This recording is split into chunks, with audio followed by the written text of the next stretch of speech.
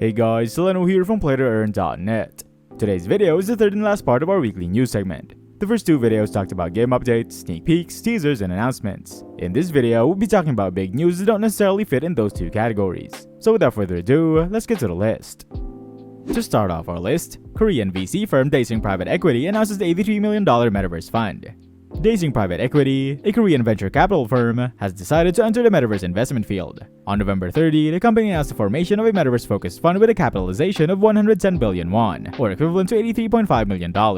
The Korean state will participate in the Metaverse Scale-Up Fund, which the company claims is Korea's largest private fund in the sector, with the help of the Korea Venture Investment Corporation's Korea Fund of Funds. Daesung Holdings, Daesung Energy, and Daesung Clean Energy, which are all part of the Daesung Consortium, also put in 60 billion won, which is close to $46 million. The Industrial Bank of Korea and Shinhan Capital are two other organizations that are part of the fund. The company, which has a history of investing in private IT firms, is optimistic about the future of the metaverse and hopes to be the first to strike with this move. According to a recent post from Deloitte, the metaverse market appears to be flourishing in Asia, where it is predicted that by 2035, the sector will contribute $1.4 trillion annually to the region's GDP. This is the largest fund of the 16 funds managed by Daesung Private Equity, holding 407.6 billion won, or $312 million, as the company wants to gain the first mover advantage. The Korean government has also been investing money in the metaverse. As part of the Digital New Deal, a national tech focus plan, they announced investments totaling $177 million in May. Korea was one of the first countries to invest directly in metaverse companies at the time. Next, Aave Companies acquires mobile metaverse Sonar. Aave Companies, the Web3 software company known for developing the Aave protocol and Lens protocol, has announced the acquisition of Sonar, a metaverse-focused startup based in San Francisco that is described as making the first social mobile metaverse. As a result, the Sonar team will be integrating the Lens protocol, a decentralized social graph, and during the next 14 or so days, all Sonar users and Moji NFT holders can head to claim.lens.xyz to mint their Lens account profile. The co-founders of Sonar, Ben Southlee and Randolph Lee, together with the head of growth Armand Saramat and engineer Paul Su, will now become a part of Aave's team, working together to not only create social mobile apps that are powered by Lens, but also other Web3 consumer applications that are planned to release sometime next year. Ben Southlee will become the Senior Vice President of Product and Design for Aave Companies, while his brother Randolph will take on the role of Principal Engineer.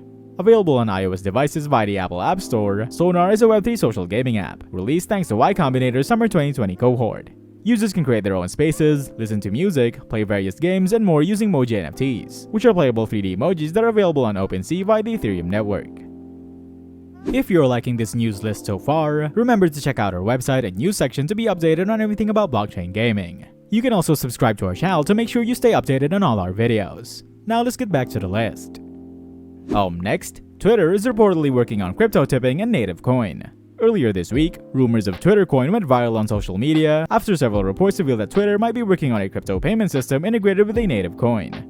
Nima Oji, who runs an app-focused information leak account on Twitter, posted 3 screenshots on December 4th, showing what appears to be a Twitter interface with a coins option for tipping, along with a vector image showing a coin bearing Twitter's logo. The leaked information was similar to what was shared by security researcher Jane Manchung Wong, who claimed to have found these through code extracted from a recent version of the Twitter web app. Wong told the blog through a LinkedIn profile that the Twitter coin icon may not represent a native token in the works, but it may be related to the crypto tipping feature instead. Quote, "It isn't rolled out yet. There's little information out there about what this is exactly," end quote, Wong wrote. Soon after sharing the leaked screenshots, Wong's Twitter and LinkedIn profiles disappeared from both platforms. However, the news has already spread like wildfire, with many users from the Dogecoin community speculating that Twitter coin might actually be a placeholder name for Dogecoin.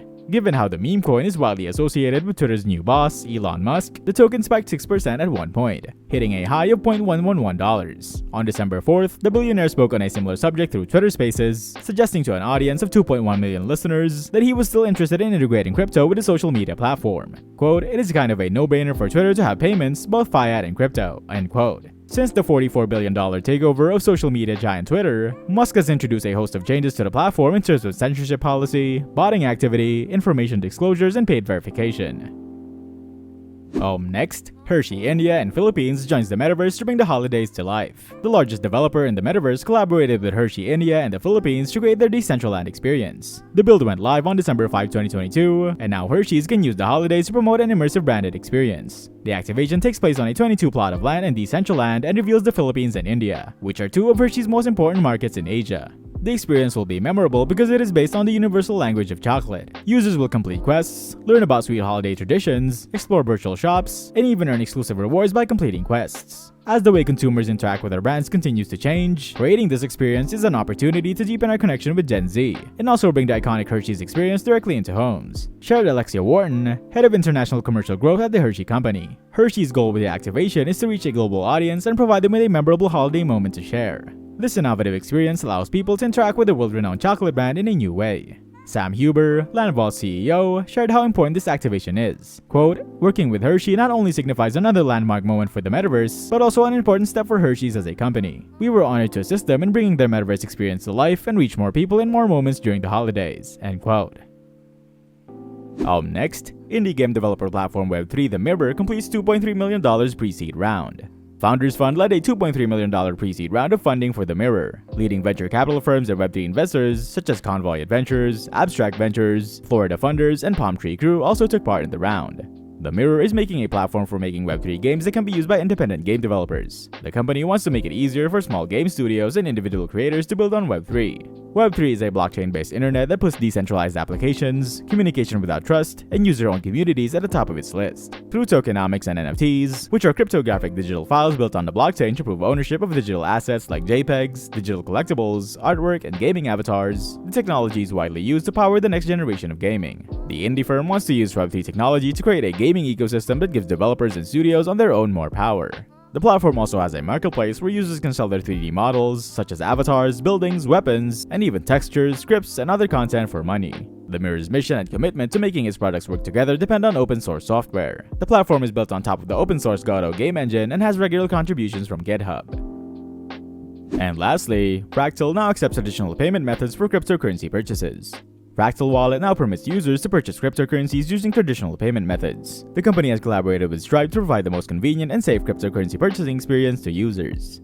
In August, the business also made it possible for gamers to buy NFTs using credit cards. In terms of transaction limits, you may buy up to $1,000 in cryptocurrency every week. Meanwhile, Fractal is working with Stripe to increase the weekly limit in the upcoming weeks. Processing fees for blockchain transactions will range from 1 to 3.5% depending on the transaction size and payment method. There will be a 2% conversion cost and a gas fee.